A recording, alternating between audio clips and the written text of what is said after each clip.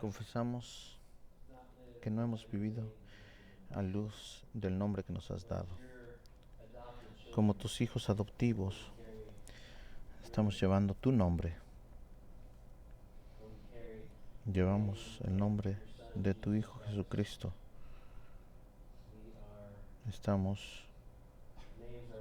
Nuestros nombres están escritos con tinta indeleble por el sacrificio en las palmas de su mano. Y aún así, Señor, vivimos en tiempos a nuestros propios deseos y amores y nuestras propias formas. Oramos que tú, por tu Espíritu Santo, nos ayudes a caminar en la unidad de vida y que nos das en Cristo más y más, y vivir en la justicia que nos das para vivir en santidad, para las cosas que nos has dado. Oramos que por tu Espíritu nos ayudes a vivir en el nombre que tú nos has dado, en el nombre de Cristo Jesús. Oramos todo esto en el nombre de Jesús. Amén. La seguridad del perdón esta mañana viene en Tito capítulo 2, 11 al 14. Escuchen las buenas noticias del Evangelio de Cristo Jesús. Para aquellos que están en Cristo, tú eres perdonado. La gracia de Dios ha aparecido trayendo salvación para toda la gente y nos enseña a rechazar las impiedades y las pasiones mundanas. Así podremos vivir en este mundo con justicia, piedad y dominio propio, mientras aguardamos la bendita esperanza, es decir, la gloriosa venida de nuestro gran Dios y Salvador Jesucristo. Él se entregó por nosotros para rescatarnos de toda maldad y purificar para sí un pueblo elegido, dedicado a hacer el bien.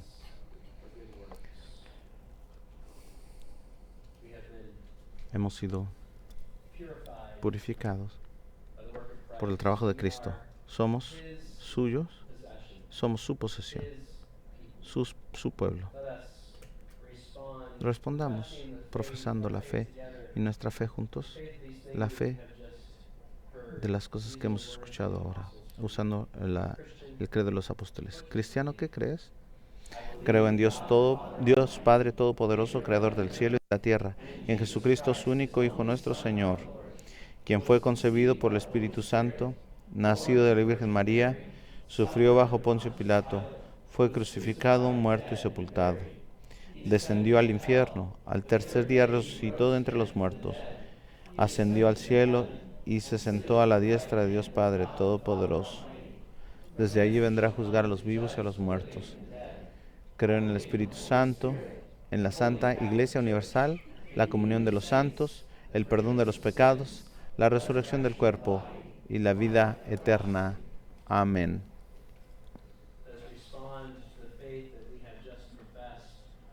Respondamos a esta fe dando a Dios una porción de lo que tanto nos ha dado con amor. Recibamos nuestros diezmos y ofrendas.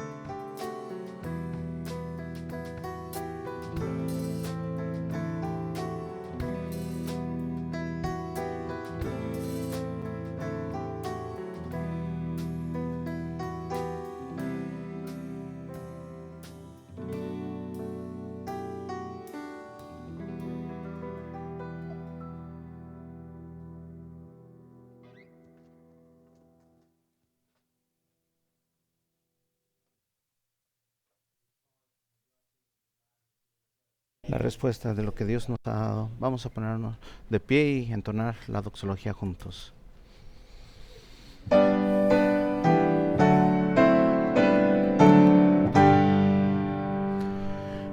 Praise God from whom all blessings flow. Praise Him, all creatures here below. Praise Him above the heavenly hosts. Praise Father, Son, and Holy Ghost.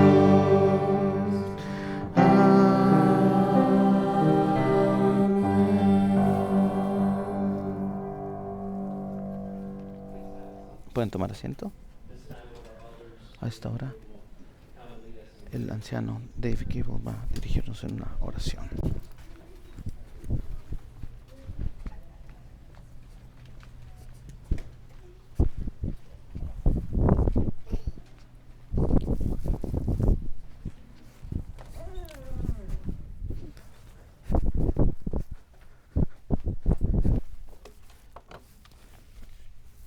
Oremos. Padre, te damos gracias por esta mañana, gracias porque podemos reunirnos como tu pueblo en tu nombre para alabarte y darte la honra. Te damos gracias porque cada mañana tus misericordias son nuevas.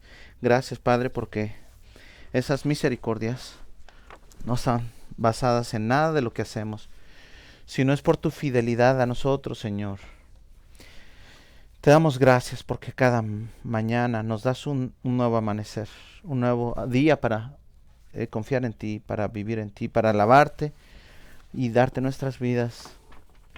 Oramos para que tú continúes haciendo esto en cada uno de nosotros, de los que estamos aquí esta mañana, y que continúes haciendo eso por medio de nuestra iglesia. Te alabamos y te damos gracias por la escuela dominical que ha empezado, igual que otros ministerios, clases de inglés, por las clases distintas, plenas con eso. Te alabamos, te damos gracias y oramos para que tú trabajes en y por medio de los maestros, ambos en escuela dominical y las clases de inglés como segunda lengua, y que les des poder, Padre, para enseñar efectivamente, y que aquellos que escuchen, que se vayan cambiados y que puedan escuchar tu voz y que te conozcan más y que te busquen más en cada día, Señor. Te damos gracias y oramos por aquellos de nuestra congregación que están luchando todavía con aflicciones, en enfermedades, con dolor. Pensamos en Brenda Yested y oramos por su sanidad. Te damos gracias por sanarla en su cuerpo, por el cáncer que le has quitado. Gracias porque aún al buscar el cáncer en su cuerpo ha salido negativo. Te damos gracias y pedimos por ella. Pedimos por el papá de John Bandegist y por toda su familia. Sé con él y con ellos, que ellos vean tu consuelo y tu misericordia hacia ellos por medio de esta prueba. Igual que por el papá de Karen Clicker, oramos, Señor, que continúes trabajando en él por medio de los doctores, mientras ellos están tratando de tratar el cáncer. Y puedes traer sanidad completa para todos estos individuos. Oramos, Señor, para que tú traigas una mayor fe en ellos y que confíen más en ti, sabiendo que lo que están pasando es parte. Las pruebas no es algo que pasa solamente porque pasa, sino es parte de tu plan. Estás en control de todo, tienes un propósito a pesar de nuestras aflicciones.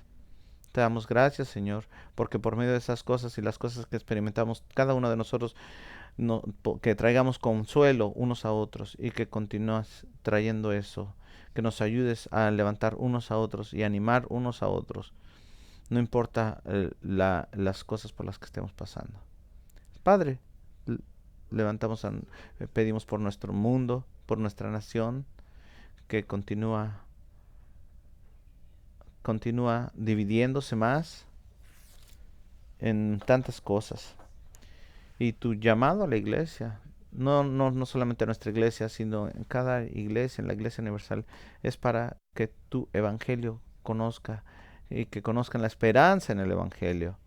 Y oramos, Señor, oro para que tú fortalezcas nuestra iglesia, fortalece a todas nuestras iglesias para que puedan ponerse de pie para el evangelio, por esa esperanza a nuestro mundo. Y no es una esperanza que está en un partido político, sino más bien está una esperanza en ti. Levantamos también nuestros misioneros, levantamos a la familia Stanton que están trabajando en Ucrania, aunque no están en Ucrania, pero están trabajando para Ucrania. Oramos para que tú les continúes ayudando mientras están tratando de traer ayuda médica y otras cosas para Ucrania. Oramos por ese ministerio, Señor, y que esos recursos lleguen a Ucrania y que sean usados efectivamente para la gente allí. Oramos por esa nación, oramos por el conflicto, oramos para que esto termine muy pronto, mientras tú traes sanidad y restauración y esperanza nuevamente a la gente de Ucrania. También levantamos al este grupo de mujeres en contra de la aborción, como misioneros aquí en Estados Unidos, mientras están trabajando, mientras tú estás defendiendo a los no nacidos y mientras estás apoyando y ayudando, o mientras ellos apoyan a los bebés que no han nacido y que traiga sanidad a aquellas que han pasado por la aborción también, a favor, y que están luchando a favor de los no nacidos todavía, y aquellos que están luchando y que mientras están trabajando con estas mujeres que no saben qué hacer, y con tantas mujeres que traigas la esperanza del Evangelio de Cristo Jesús a sus vidas. Te damos gracias por hoy, gracias por que podamos escuchar tu palabra. Oramos para que tú hables por medio del Pastor John y que cambies nuestros corazones y que nos traigas como embajadores tuyos con el mensaje y esperanza de Cristo Jesús. Oramos esto en nombre de Jesús. Amén.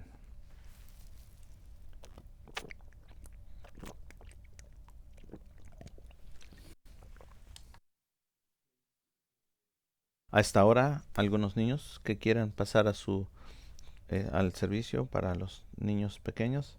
Es para aquellos que tienen 4 años hasta primero y segundo grado, lo que sea más útil para tu familia. Los niños se pueden quedar también aquí esta mañana mientras venimos a la palabra de Dios. Y vamos a estar en Primera de Reyes, capítulo 16, versículo 29. Si no han estado con nosotros en estas semanas, estamos posponiendo nuestra estudio de Lucas, nuestras series de Lucas. Terminamos la semana pasada cuando Jesús va a entrar a Jerusalén el primer día, lo que llamamos de pasión. Vamos a regresar a este pasaje después de Año Nuevo, y vamos a ir de ahí hasta la Pascua y la Resurrección. Pero por ahora vamos a tener un cambio de rumbo y vamos a ir al Antiguo Testamento, a la vida de Elías, un gran profeta, el profeta que la gente estaba esperando que viniera otra vez y trajera las buenas noticias de que el Evangelio, el reino de los cielos, está cercano. Y mientras estamos viendo este tiempo de Adviento, estamos viendo al primer Elías, al que Dios había reemplazado primero, en el tiempo y lugar de el reino del norte de Israel. Antes de llegar a nuestro texto esta mañana, yo quiero hacerles una pregunta, particularmente a los niños. ¿Qué hay en un nombre? ¿Qué hay en un nombre? ¿Saben qué significa tu nombre? ¿Sabes qué significa tu nombre? Quizás estás descubriendo o vas a descubrir el nombre de Elías. Bueno, mi nombre, Jonathan, significa Jehová o Yahvé ha dado. Yahvé ha dado.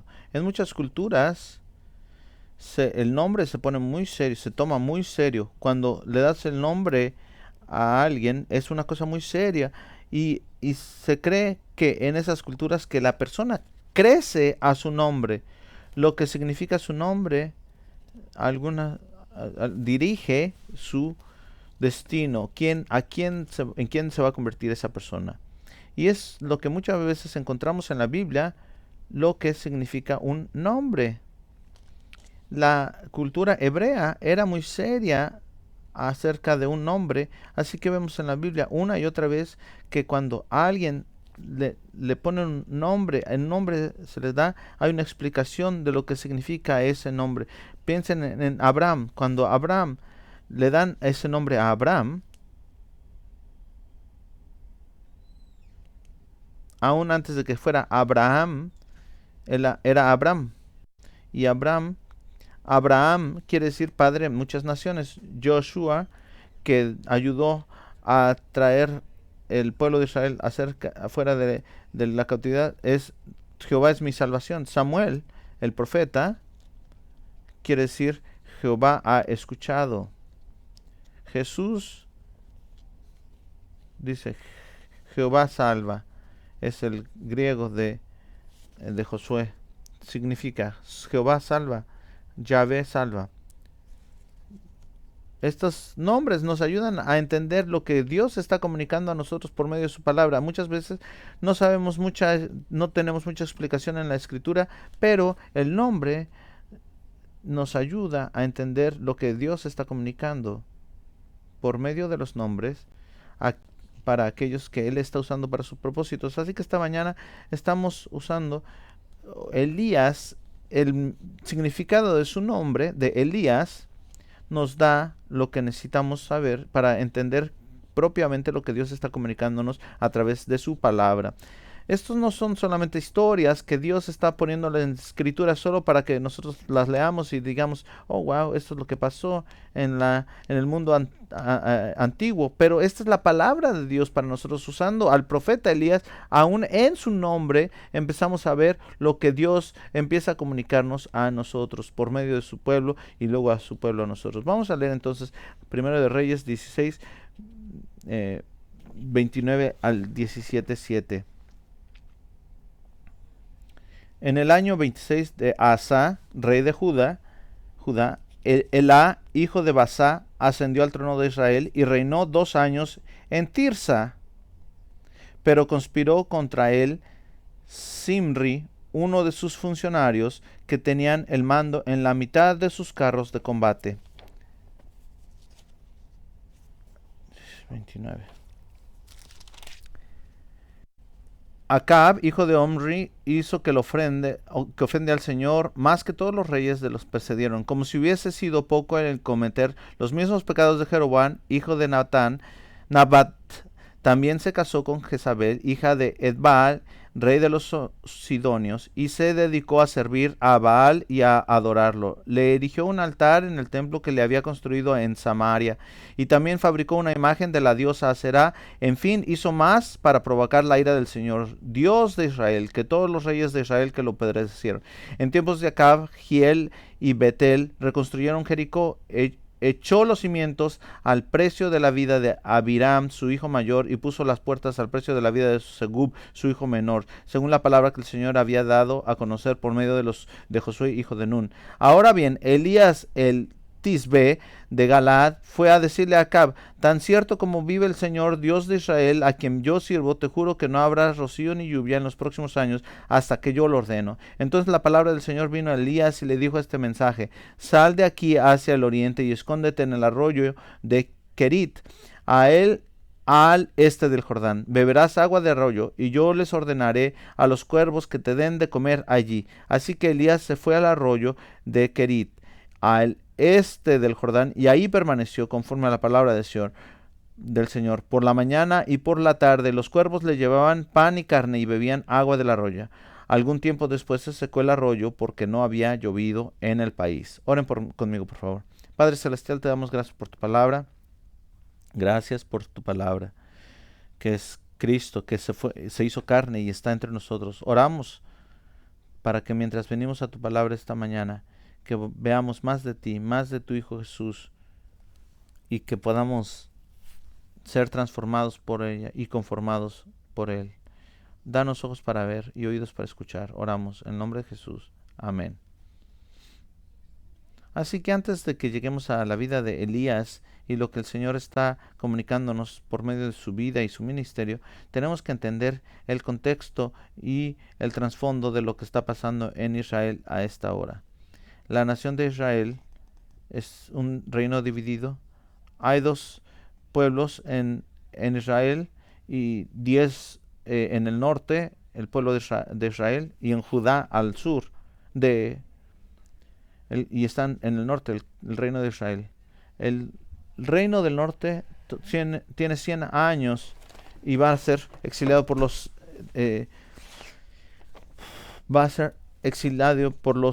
sirios, y el otro reino va a ser exiliado por los babilonios. Son distintos tiempos, pero Dios los está castigando por su pecado en contra de Dios. Y de los escritos de los reyes, como primero y segundo de los reyes, es por un periodo de tiempo que está compilado en una forma para que el pueblo de Israel, porque el pueblo de Israel está en exilio. Y es importante que recordemos y que pensamos que mientras estamos estudiando la vida de Elías, podamos entender que los libros de los reyes fueron escritos por este tiempo y son compilados mientras Israel estaba en exilio. Mientras pueden imaginarse en los años 250 después de Jesús, y también fue un golpe fuerte para la gente de Judá. Jerusalén estaba en ruinas, ordinarias casas y palacios, y sobre todo el templo, el gran símbolo de la presencia de Yahweh con Israel, con la presencia de Dios con Israel. Muchos habían sido matados y muchos habían sido echados a Babilonia, y mucha lamentación. En capítulo 1, versículo 1, qué tan triste se encuentra la ciudad, que fue llena de gente, como una viuda se ha convertido ella. Ella que era grande entre las naciones, ella que era una princesa entre las provincias, ahora se ha convertido en una esclava. Pónganse en ese lugar, en ese tiempo. Qué tan triste está la ciudad, que era llena de gente.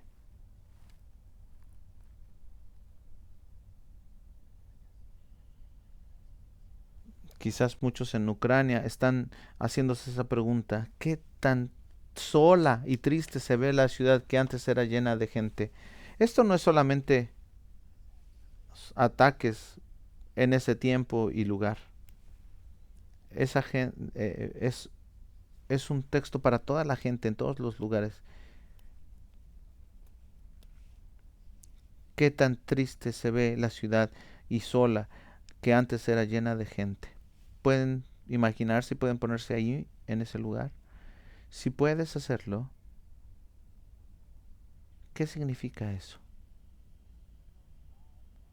¿El Dios de Israel no estaba en control de la naturaleza o de la historia? Había otros dioses más poderosos en Babilonia, porque de Babilonia estaba dominando a Israel. Si el Dios de Moisés existía y era bueno y era todopoderoso, ¿cómo es que Dios, la ciudad escogida de Dios, había sido destruida? ¿Y cómo es que Dios, escogiendo la línea real de David, estaba pareciendo en terminar aquí? Los libros de los reyes tienen que ser entendidos en este contexto. Y el contexto de aquellos que están preguntándose, ¿dónde está Dios? ¿Quién es Dios?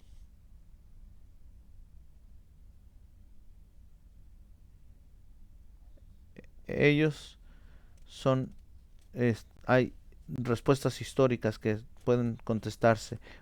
Están diseñadas para su audiencia inicial, una interpretación verdadera de lo que pasó en 586 después de Cristo, antes de Cristo. Y, y nuestro Dios está en control de todo, de la naturaleza y de la historia. No hay otro Dios. No hay más dioses poderosos en ningún lugar. De hecho, es bueno, este Dios bueno y poderoso ha visto ya la destrucción de su ciudad escogida y su templo y su pueblo, y ya está escogiendo para que su pueblo sea exiliado. La razón de estas acciones está en el pecado tan grande de Israel. Israel no ha obedecido a Dios ni a los profetas. Y el hecho de que Dios es uno, es el Dios verdadero que está representando la última razón por todos los eventos en el año 586 antes de Cristo, pero también es la anunciación de la restauración. Si hay un Dios y no hay nada ni nadie que pueda frustrar sus propósitos. Y con todo esto en mente, venimos al texto de esta mañana. Quizás la gente, como el pueblo en ese entonces, está preguntándose y diciendo, ¿dónde está Dios en todo esto? Y la pregunta que estamos confrontados en este texto ¿es Jehová o Yahweh tu Dios? Es Yahweh, el Dios del pacto, el nombre especial que Dios le dio a su gente. Yahweh, ¿es tu Dios? Es la pregunta de nuestro texto que se pone a nosotros en este día, en esta mañana. ¿Es Yahweh tu Dios? Porque al final del capítulo 16 describe a aquellos que, que no tienen a Yahweh como su Dios, sino al King Ahab, es malvado y a los ojos del Señor. Es malvadísimo. Vemos estas oraciones de qué tan malvado. Era más malvado que cualquiera de los dioses antes a él. Él había enojado a Dios más que cualquier otro rey antes que él. Él adoraba a Baal. Él puso un templo para Baal y él ponía otro dios, también otros ofrendas para el otro 10. Él se fue atrás de otros dioses. Fue un rey muy malvado y cómo trató a su pueblo. Pero vemos estas oraciones de que están siendo reconstruidos esto. ¿Cómo? Está raro esto. ¿Cómo Elías o Ahab? Pero esto acá vemos que dos oraciones que Yahweh, Acab es muy claro, el rey Acab, él adora a Baal y pone a Acera unos postes para adorar. Era muy malvado. Pero este otro hombre, Acab, Ahora, había un sacerdote que no estaba, ¿se acuerdan? Elías, bueno, perdón, Josué está sacando al pueblo perdón, llevándolo a Jericó, y Dios por medio de Josué habló y dijo una maldición para aquellos que quisieran reconstruir Jericó. Así que la pregunta entre nosotros es, eh, ¿Yahweh es tu Dios? Y el pasaje aquí es, porque Yahweh es el verdadero Dios, Él es mi Dios. Porque Yahweh es el verdadero Dios, Él es mi Dios. Baal no es Dios, Yahweh es mi Dios. Baal no es Dios. Versículo 29 hasta los primeros. Como mencioné, Acab estaba poniendo templos y erigiendo estos postes para Acera, que era otra deidad. 30, Acab hizo lo más malvado, y 3:3, él provocó la, el odio de Dios más que cualquier otro, el enojo de Dios más que cualquier otro rey. Y nuestro texto específicamente, una y otra vez en estas palabras, es falso adoración. No es el hecho de que sí era muy malvado lo que estaba adorando, pero la falsa adoración dirige a una falsa vida. El falso adoramiento o la falsa adoración dirige a todas las áreas de nuestra vida mala. Y esto es escuchar, no es solamente toda vez adoramos y a cualquier cosa y al final todo va bien. No, no es así. A quien adoramos afecta toda nuestra vida. Y en el caso de Acab, él era el más malvado rey.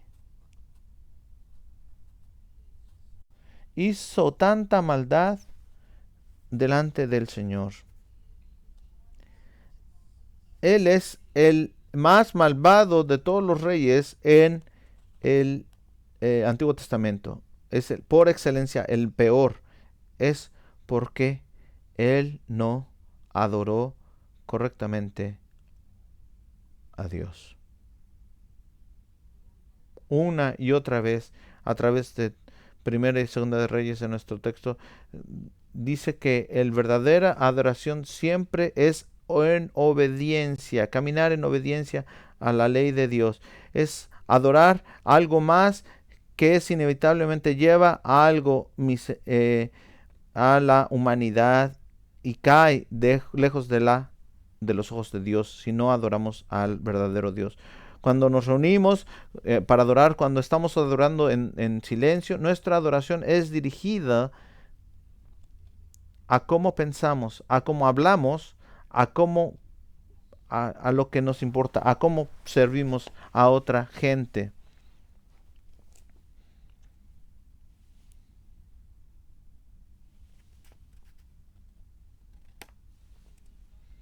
Así que debemos preguntarnos, ¿qué significan esos postes de acera o los Baales en nuestra vida? Y quizás los podemos bloquear. Ah, sí, estos ídolos ninguna persona moderna puede creer en estas cosas. Eso es de lo antiguo. Pero cualquier explicación de la vida, que lo que Cristo merece toda la gloria en nuestro corazón.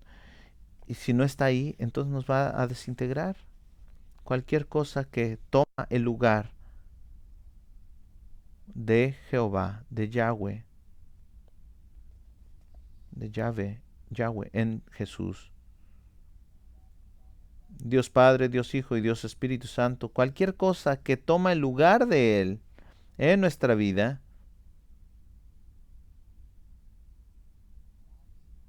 le roba su gloria y más inevitablemente nos degrada. Así como denigró a Acab. así como degradó a Jael de Betel. Esto lo describe un amigo. Así funciona la idolatría. Pone a un lado al verdadero Dios y se apropia de sus lenguajes, de sus promesas, pero falsos dioses nunca liberan, nunca dan libertad. Parecen y se sienten y suenan como la cosa real.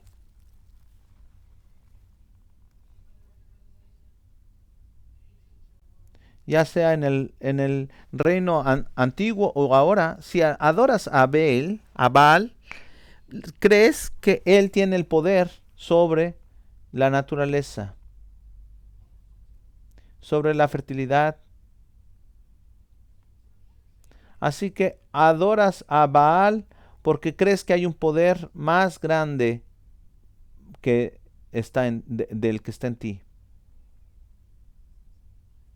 Y algo sí, ahí es cierto.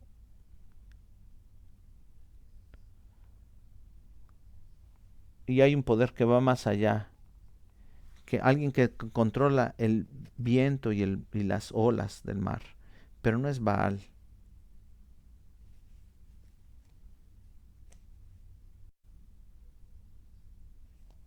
¿Qué es en nuestra vida? ¿Qué es lo que controla?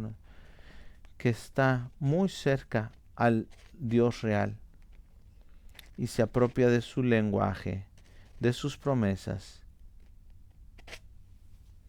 pero va a fallar para dar salvación.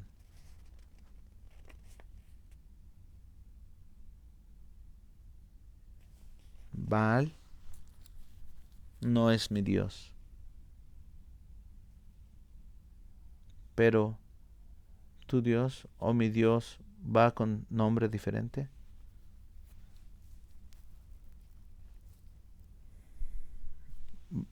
Va algo que es más algo que es el día del diario, un aspecto de nuestras vidas diarias.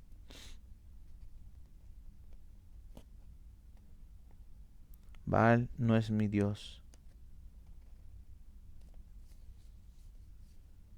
Pero hay muchos dioses en el panteonismo de nuestra vida moderna que muchos nos inclinamos a cada cosa, cada día. Muchas veces sin saberlo aún. ¿Cómo se llaman en tu vida? ¿Qué postes para Aserá has erigido? Para la diosa Aserá. Yahweh en el otro lado. Capítulo 17, 1 al 7. Él es mi Dios.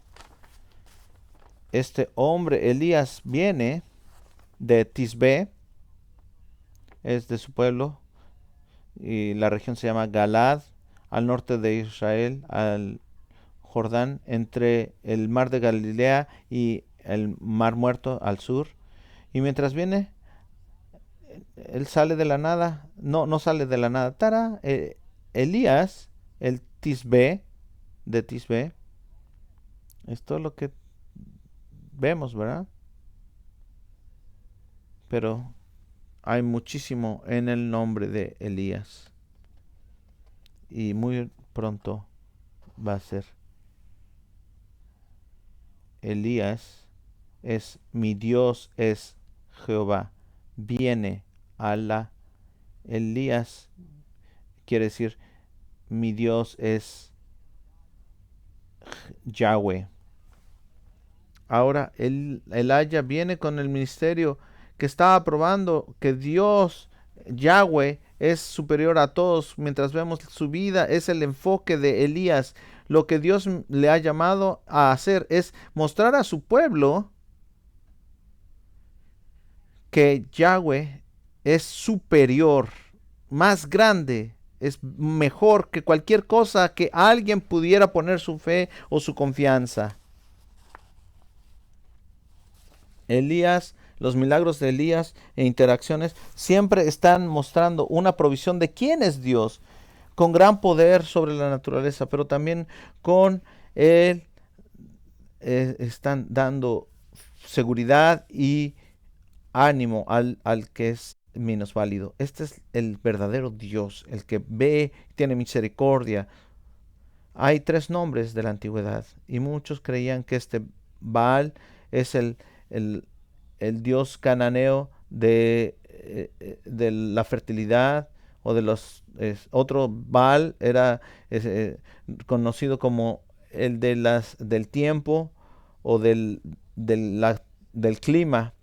Pero alguien está diciendo Acab, dice, su profecía está diciendo que Yahweh, mi Dios, es el que controla el clima, no tu Dios Baal.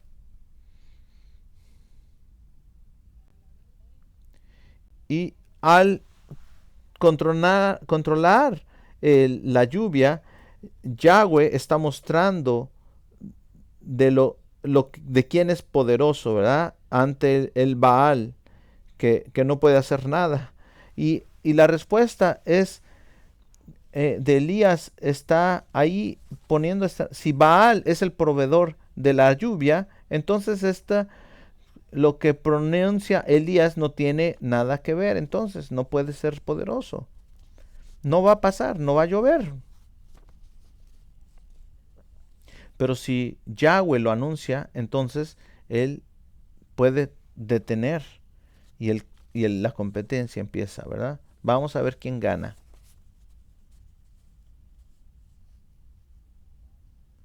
Y en la palabra de Dios viene a Elías y lo pone aparte, lo manda lejos a un lugar donde él va a estar, donde Elías va a estar, mientras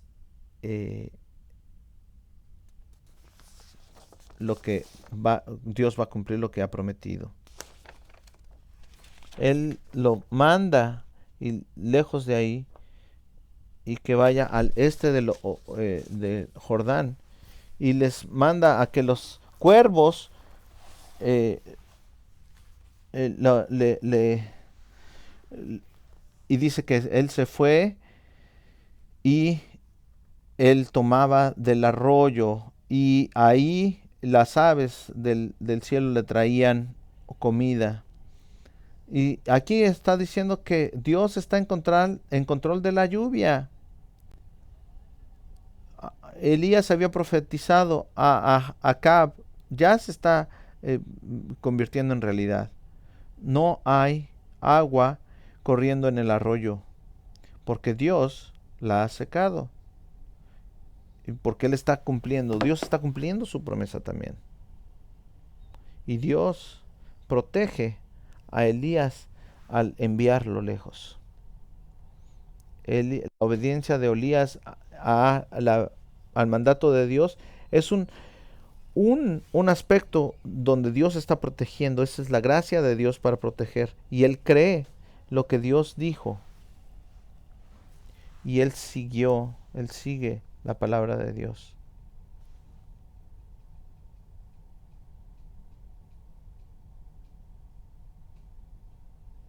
Hoy, aunque no tenemos baales o postes para acera, tenemos que ver cuáles son las ideas y actitudes que están en nuestra vida y tenemos que correr a la fe, lo que va a tomar el lugar del Dios verdadero en nuestras vidas. Vivimos en un mundo de muchos dioses, muchas ideas, unos mundos de teologías, de vidas, de estado de vida, y que van en contra de la cristiandad bíblica. Estas cosas están negando que no hay necesidad de un pacto, ¿verdad?, con Dios, y no se adhiere a las ideas de la alabanza. Quieren alabar a otras cosas y otros dioses, y está bajando la autoridad de Dios en nuestra vida diaria. Como Elías Nosotros debemos de entender y saber qué constituye una fe verdadera. Yahweh es mi Dios. Y cualquier cosa que nos esté alejando de la enseñanza bíblica que el Señor nos ofrece, tenemos el riesgo de perder una fe verdadera.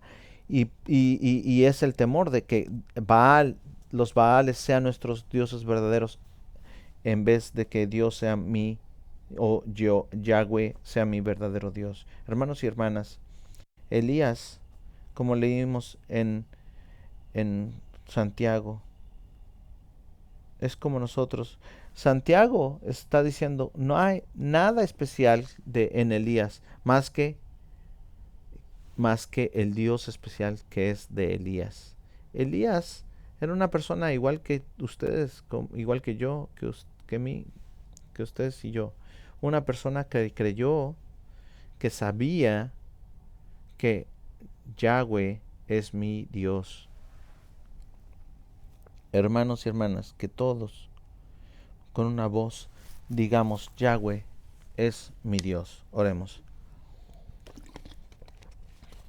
Padre Celestial, te damos gracias y te alabamos por tu palabra. Gracias por el recordatorio de la vida de Elías,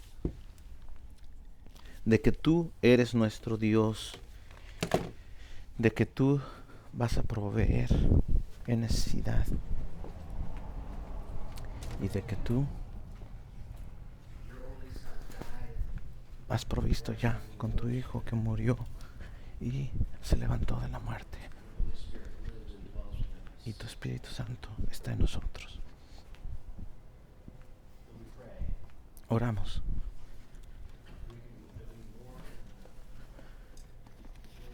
Que podamos conocer y vivamos como aquellos que tienen el nombre. Jehová, Yahweh es mi Dios. Oramos esto en nombre de Jesús. Amén. Vamos a responder poniéndonos de pie y cantando Dios, oh Dios, socorro en el ayer.